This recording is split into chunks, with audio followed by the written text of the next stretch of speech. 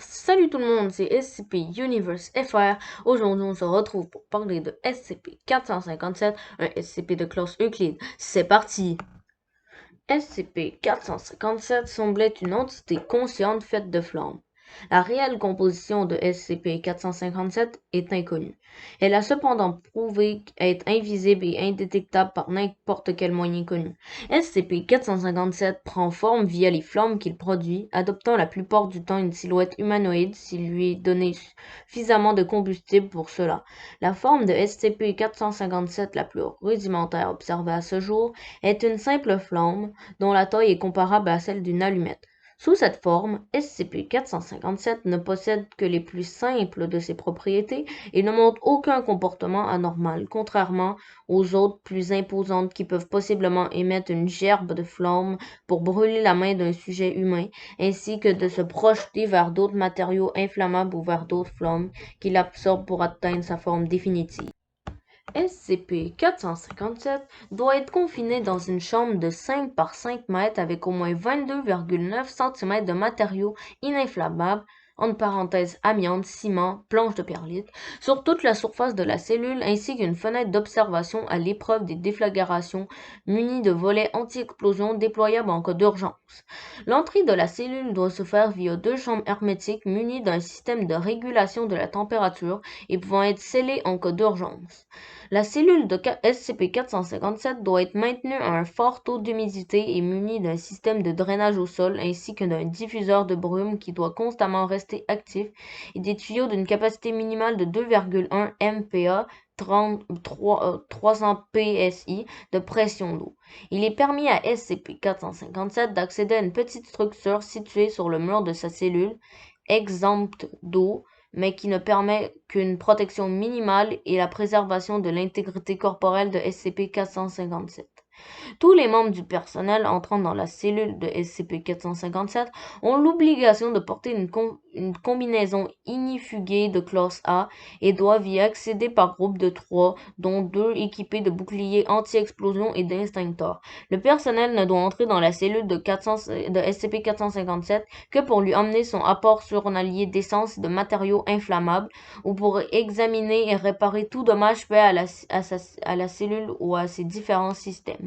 Si SCP-457 adopte un comportement hostile envers les membres du personnel, les extincteurs de secours et les tuyaux de la cellule doivent être utilisés à son encontre jusqu'à ce que l'entité se replie dans sa cellule. En cas de brèche de confinement de SCP-457, le système d'arrosage de la cellule doit être enclenché et le personnel sera approvisionné en extincteurs de secours ainsi qu'en boucliers anti-explosion. À mesure que SCP-457 grossit, il devient capable de prendre des formes plus complexes et son intelligence se développe en fonction de sa taille et des sources de carburant. La capacité de raisonnement de SCP-457 est inconnue, mais dès que SCP-457 atteint la taille moyenne d'un humain, l'entité prendra alors une forme humanoïde entourée et composée de flammes. SCP-457 a été observé en train de communiquer en écrivant des lettres dans ses propres flammes et en les inscrivant sur un mur ou toute autre surface, et plus rarement oralement, en reproduisant une voix utilisant la pression de l'air chaud ainsi que le claquement des flammes. Une fois que SCP-457 atteint une certaine taille et consomme une certaine quantité de combustible, SCP-457 se divise en 2 êtres. Lorsqu'ils auront tous deux atteint le même seuil, ils se diviseront à nouveau, etc. Cependant, les multiples SCP-457 adoptent un comportement hostile les uns envers les autres et tenteront de consumer ou d'anéantir leur double, surtout si les quantités de carburant à apporter sont limitées. Les actions de SCP-457 sont aisément prévisibles étant donné que son seul but est d'acquérir de plus importantes quantités de carburant et de prendre toujours plus d'ampleur. Le danger que représente SCP-457 vient du fait que son intelligence s'amplifie avec sa taille et la capacité d'apprendre ou de créer des doubles de lui-même. Ce comportement l'a mené à endommager et à saboter les systèmes d'arrosage et, dans de rares circonstances, à mettre des pièges relativement complexes.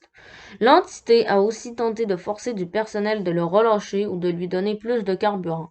En raison de sa composition unique, de son intelligence variable et de sa nature peu coopérative, son profil psychologique ne peut pas être approché à celui d'un humain. SCP-457 a été récupéré à données supprimées en été 2007 après de multiples feux de forêt qui lui ont été attribués. Le lieu d'origine et le moyen de formation de SCP-457 sont inconnus. Des enquêtes sont en cours pour savoir si SCP-457 est bien responsable d'autres incendies majeurs actuels. Voici une photo de SCP-457 s'attaquant à une forêt avant sa capture. La taille de SCP-457 est plus importante à ce moment de l'incident. Cette photo a été prise avant que SCP-457 ne se divise en deux êtres différents. Voici une interview entre le docteur que nous allons appeler Dr A et SCP-457. Dr A, pouvez-vous parler? SCP-457 répond oui. Docteur A dit « Bien, cela vous dérangerait de répondre à quelques questions ?» SCP-457 ne répond pas. Docteur A répond « Je prends ça pour un non. Comment vivez-vous le fait d'être confiné ?» SCP-457 répond par un craquement et après dit « Mal, pas combustible, pas air. » Docteur A répond « Nous vous apportons une quantité de combustible suffisante pour assurer votre survie. » SCP-457 répond « Peut pas brûler, pas combustible. » Docteur A lui dit « Voulez-vous dire que vous ne pouvez pas vous étendre ?» SCP-457 répond « Étendre, besoin, doit m'étendre. » À ce moment-là, SCP-457 se déplace dans sa cellule comme s'il cherchait quelque chose. Docteur A dit « Comment vous sentez-vous » SCP-457 répond « Faim. » Docteur A lui dit « Ressentez-vous autre chose que la faim ?» SCP-457 ne répond pas et s'approche de la vitre qui le sépare du Dr A. Dr A lui dit « Que pensez-vous des humains ?» SCP-457 lui répond « Ils brûlent. » À ce moment-là, SCP-457 s'approche encore de la vitre. Il l'examine ainsi que le Dr A. Dr A lui dit « Comment voyez-vous les matériaux inflammables ?» SCP-457 répond « Ils brûlent. » SCP-457 à ce moment-là place une main sur la vitre. Dr A lui dit « S'il vous plaît, éloignez-vous de la fenêtre ou nous serons dans l'obligation de réduire votre taille considérablement. » SCP-457 ne montre aucun signe de soumission ou de compréhension et reste immobile. Dr A lui dit « Comment voyez-vous l'eau ?» SCP-457 émet un cri strident avec de l'air chaud et commence à se coller à la vitre.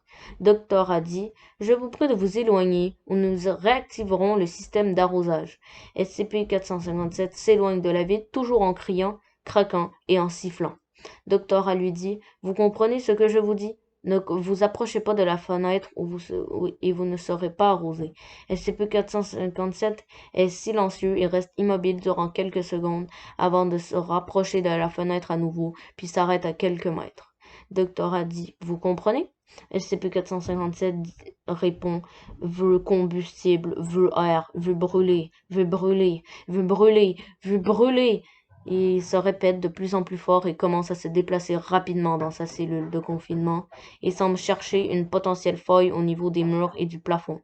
Dr A lui dit « Il n'y a pas moyen de s'échapper. Pouvez-vous... » Qu'est-ce qu'il fait? Il cherche une sorte...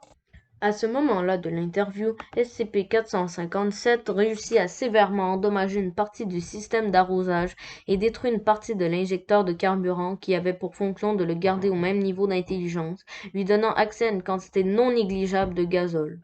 L'interview a été enregistrée via le système de vidéosurveillance avant l'explosion. La brèche de confinement temporaire de SCP-457 serait due à une exploitation de l'isolant utilisé pour fixer le bouclier thermique sur le reste de la cellule.